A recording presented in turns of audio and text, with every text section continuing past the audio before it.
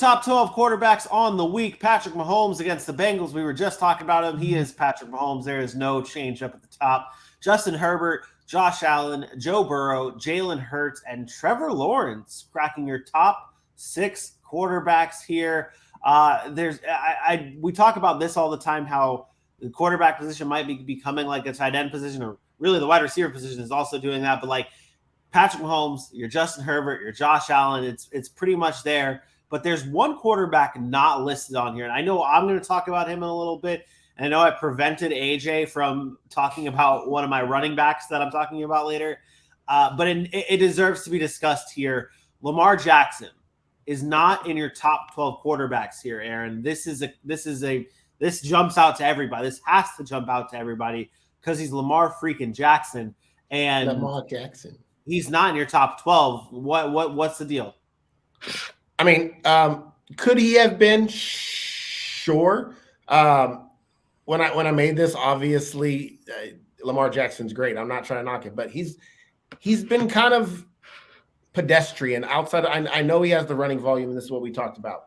I believe 5 times this year he's been outside the top 12 in quarterback rankings. A lot of those times it's against defenses that have significant pass defense that can defend against the pass. I really like Denver's ability to defend against the pass here. And since we talked about wanting to categorize or get my percentages about being right and wrong about where quarterbacks and running backs fall on my rankings, I started taking it a little bit more serious.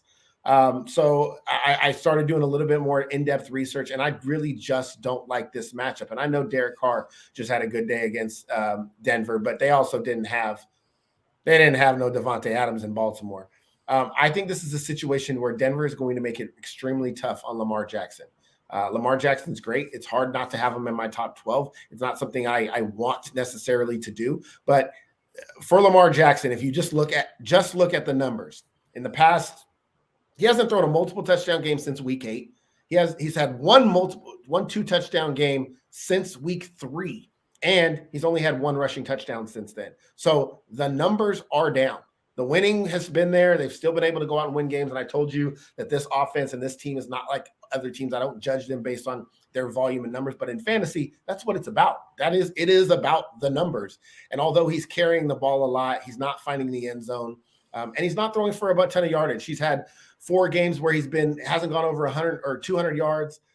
He just doesn't have the numbers to support being in that level if he doesn't get it on the ground. And I think this is one of those games where I think Denver's defense plays him well, and he doesn't get those rushing yards or those rushing opportunities that he's had in the past. So in the past 5 weeks, he's been quarterback 8, 15, 10, 9, and 22. So the best has been quarterback 8. He's been outside of quarterback 10, 5 times.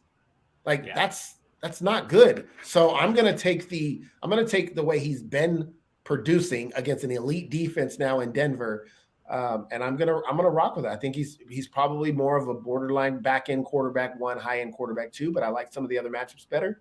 So that's where I went. I like these new rankings here because it's not just going chalk. You're looking at what's happening, what's going on, and just because the players stupid. It's stupid. Hey. I'll tell you that. It's stupid because you're not telling anybody. You can say like, oh, it should be. You're not telling anybody to start Geno Smith over Lamar Jackson this week. You're not telling anybody to start Aaron Rodgers over Lamar Jackson this week. You're setting the expectations now. You're setting what the expectations are for these players, and that's what people need to know, because like you said before, when you're looking at rankings, when you're looking at matchups, you're trying to figure out where you need the breakout, where you need the explosive games, the big time games. I'm not saying you're benching Lamar Jackson here, but if you're in a matchup and you're seeing, okay, I'm going up against another team that has a lot of high ceiling type of players, you're going to need to format and shape up the rest of your lineup to get those high impact players. And Lamar Jackson may not be it. So you might need to but I want to make it clear. I want to make it very clear, because this is why I get irritated with this process, because I'm not giving the advice for people to start quarterbacks 9 through 12 over Lamar Jackson, because that is asinine. That's not what I'm saying. That's not what I'm saying. That's what we are saying. When I put out these rankings, people go, I'm going to go based on these rankings. I want to make the caveat that if you were asking me, do I start Tom Brady against the Saints or do I start Lamar Jackson against Denver? I'm going to tell you right now, I would take Lamar Jackson against Denver.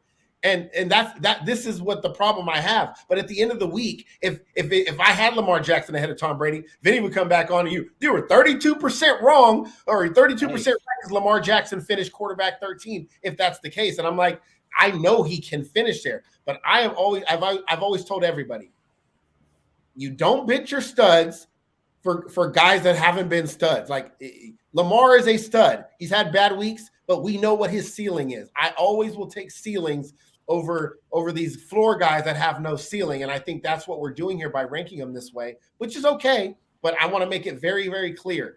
When you look at rankings, they're not telling you who to start sit. Start sits are different than rankings. Rankings are a parameter which judge basically a floor. It's a floor versus a ceiling. And there's going to be a lot of players that have a higher ceiling because of whatever matchup or have a higher floor because of a matchup, but that doesn't necessarily mean you need to start them.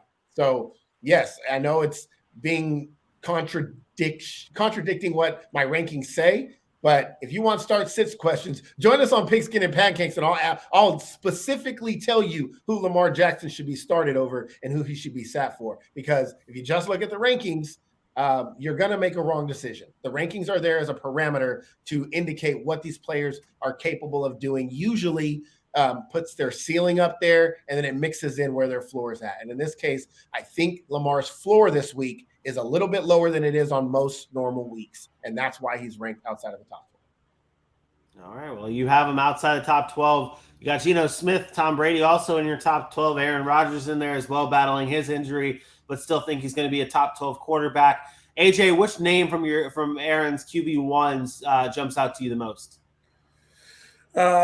Probably number 9 with Tua. I mean, I understand why he's in the top 12. His offense alone and his record this year has just kind of solidified him as one of those top tier quarterbacks.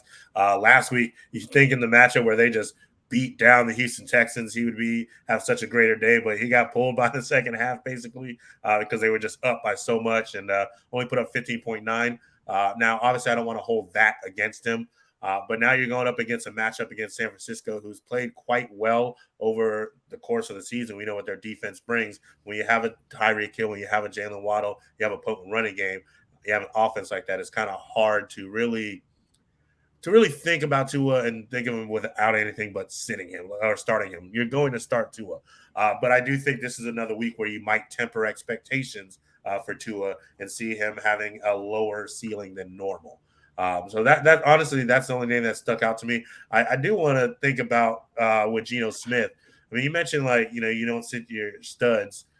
I mean, this season has Geno Smith not really been a stud. I mean, he's at this point now got 20-point games in 3 of the last 4, right around 20 points over and over again. And then you get Lamar Jackson, who's put up 16 and 17, put up 10 in week 7.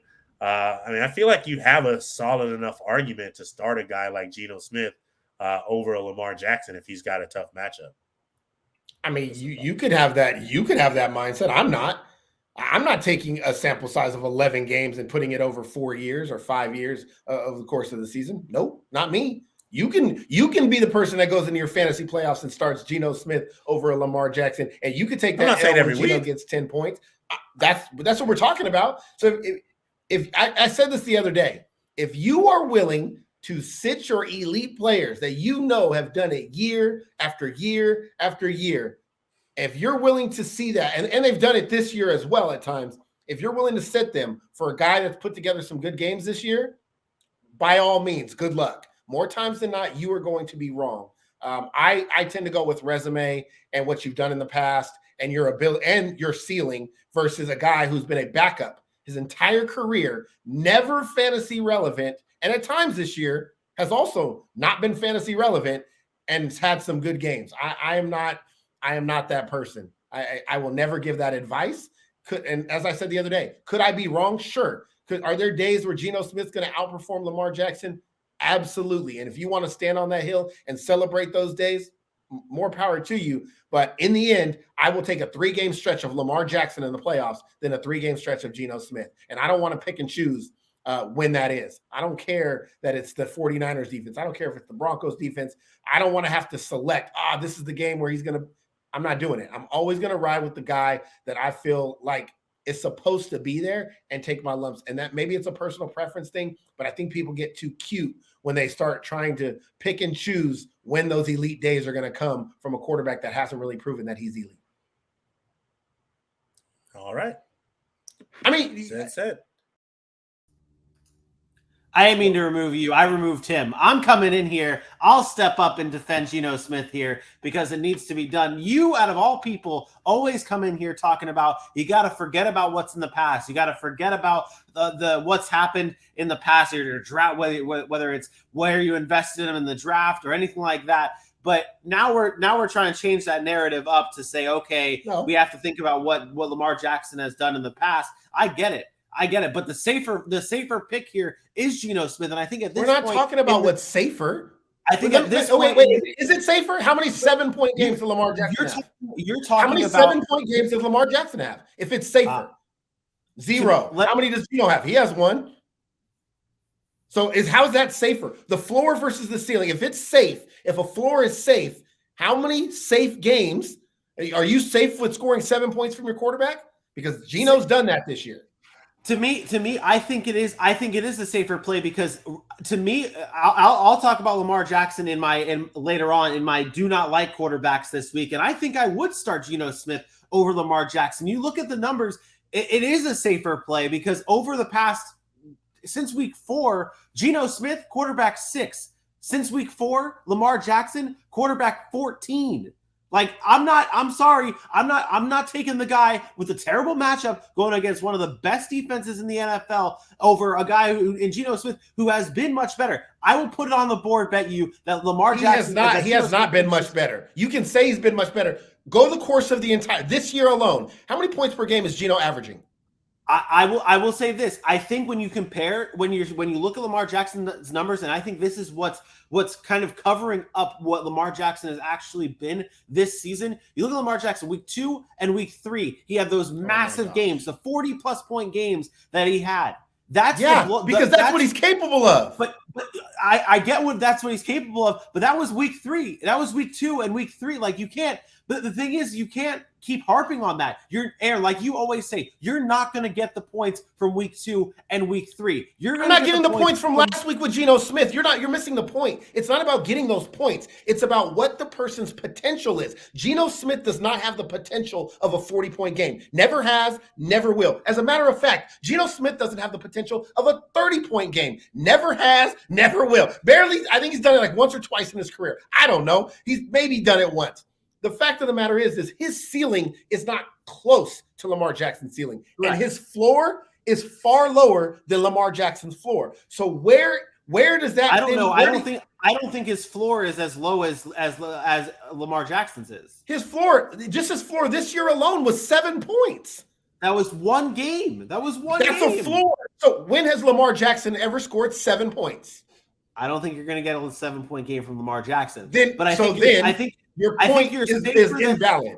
I think you are safer than with Geno Smith. Lamar Jackson's floor is 10 points. So we're looking at that. It's like that. Is that where we're talking? Is that where we put Lamar Jackson's floor? Even if you average that out over the course of a season between 2 bad quarterbacks, 3 points per game. That's a significant difference. So for you to look at his points per game, 21 to whatever Geno Smith is, because the ceiling is so high and because the floor is so high, you taking that risk is fine. If you choose to take that risk, I'm telling you, that's fine. You're willing to take that risk.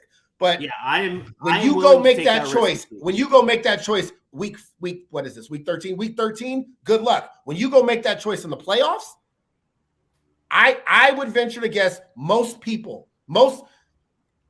analytical fantasy minds would not be able to pull the trigger on playing Geno Smith over Lamar Jackson. That's exactly what we're talking about. I just said it. Down the stretch. We're not talking about playoffs. I just said this. I said down the stretch, you make that choice week 15. You make that choice week 16. When your fantasy season is on the line, It's easy to say that when you're 9-2 or 8-2 and you're playing week 14, 13, and it doesn't matter to you. You tell these people that are in an elimination game to play Geno Smith over Lamar Jackson, and you see how that goes across. You're not doing it. You go in the playoffs and you do that, and then you can come up on here and puff your chest up about I'm going to start Geno Smith over Lamar Jackson in an elimination game, not in a game that really doesn't matter to you. There's people out there that are fighting for their playoff lives, and you're going to rely on Geno Smith. Are you going to rely on Daniel Jones too because he's ranked quarterback 7 over certain weeks and Lamar's not? Hell no. You're going to start Lamar Jackson because his floor is higher, his ceiling higher, and he's goddamn Lamar Jackson. That's why. And if you lose, you go down with that ship.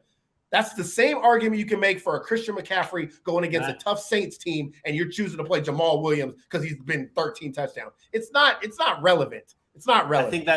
I think you will be going down with the ship. I think the ship is going down. I think Geno Smith has the better day than Lamar Jackson this week. You know what? We can make the bet. Put it on the board. I need to bounce back. Put it on the board. Lamar Jackson against Denver has a better day than Geno Smith against who do they play? I don't even know who they play. And that's how bad it is. That's how bad you got me right now. I don't even know who the hell they play. And I'm gonna still take the other guy. Matter of fact, I'm absolutely taking that. I'll take that because the Rams ain't a great matchup for Geno Smith. No Aaron Donald? I don't know. What does that got to do? Ask Patrick Mahomes. It wasn't easy. It wasn't tough. It was tough sledding for Patrick Mahomes last week, and he put up 19. So we'll leave it there. We'll leave it there. That's fine. We can have this board bet, whatever. I'll win another board bet, and we'll call it a day. But the fact of the matter is if for those that are looking for fantasy advice, if you want to start Geno Smith over Lamar Jackson, especially in the playoffs, good luck. That's all I'm gonna say. Good luck. All right. Let's stick with the quarterbacks here. Let's recap your top 12 quarterback rankings. Again, Patrick Mahomes, the God, sits at number 1. No Lamar Jackson, which is the biggest standout here. Deshaun Watson sits at number 8, which is his revenge game coming in against the Houston Texans. Aaron, did you want to talk about Watson at all and his fantasy value and what people should be expecting, or you want to move on? I think we can move on. I did drop that the other day. I said I think he has a 300-yard day.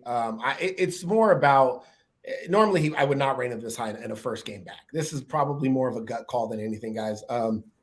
I just think I'm big on you like the mental side, Vinny. I'm big on like coming back, trying to prove something.